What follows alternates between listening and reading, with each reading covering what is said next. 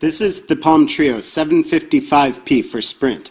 At first glance, you may think to yourself, hey, doesn't that look just like the Treo 750 for Cingular that you reviewed a couple months back?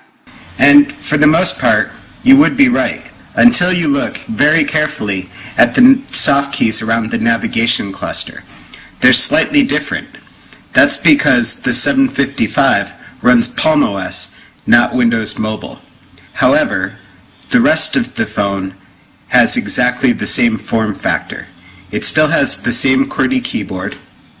On the left side, there are volume keys and a soft key. On the right side is a mini SD slot and an IR port. On the top is the switch to shut off the ringer manually.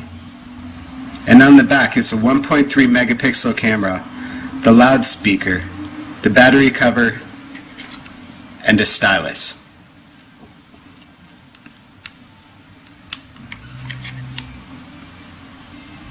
You can see, just like on the Treo 750, there's no external antenna.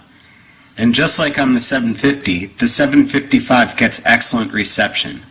Such good reception that we wondered, did the 700 really need an external antenna?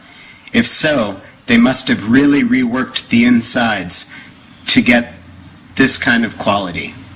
Using the Palm OS is a bit different than using any other phone, or smartphone for that matter. Because the Palm OS is an old handheld OS, it doesn't really have a home screen, a status screen like you're used to.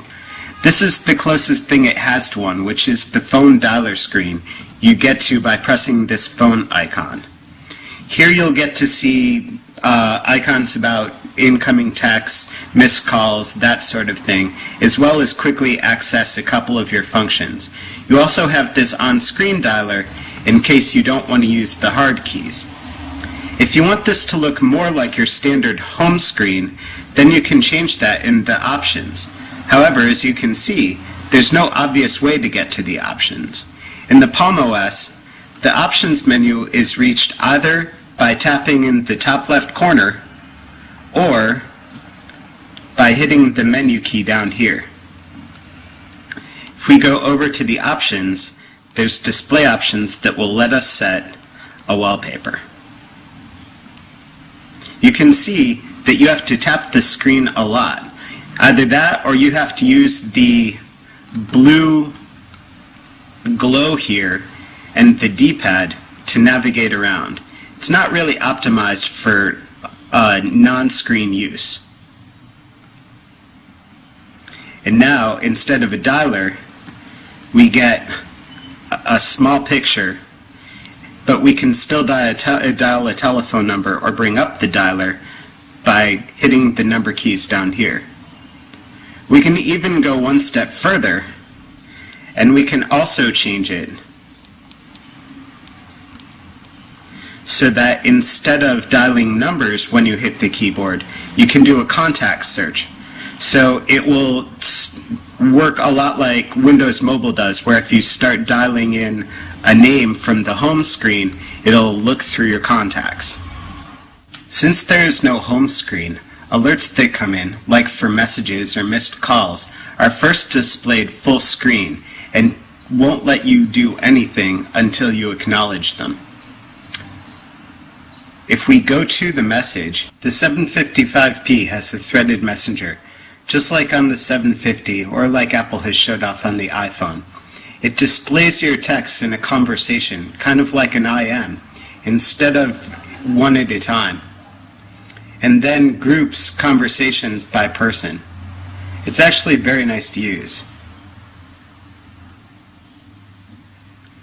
We actually preferred this type of messenger to the inbox style, where it just displays all of the messages in a list. Palm OS is pretty simple and only lets you do one thing at a time. To switch between applications, use the home key, which doesn't take you to a home screen but a list of all the available applications. Like we said, you can also use the phone key to get to that phone screen. There's a shortcut to the calendar and to the message center that we just showed you.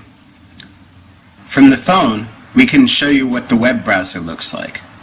Palm uses the Blazor web browser, which uses a server back at Palm headquarters to reformat web pages for the smaller screen and for Palm's low-power OS. Starting the web browser is one of the things that takes the longest. If you haven't been in a data session recently, first it has to sign on, and then it needs to load the page through Palm's proxy and then into your phone. Even though this has EVDO data, this can take quite a while. Although the Palm OS is rather simple, the applications are still relatively capable. It's got a very strong contact application, a good calendar application. It's even got a reasonably decent camera.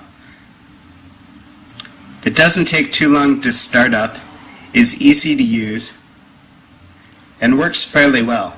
Although I'll warn you that in the dark it doesn't take very good pictures at all. One of the benefits of this simple OS is that once you start learning it, it is pretty easy to use. Although the lack of a home screen and the fact that the options are hidden tends to be a pretty big road bump for most people when they first get started. The other thing is that it's very low power. You can see that after using this for 4 days on a single charge, we still have a decent amount of battery life left. The Palm OS is definitely showing its age.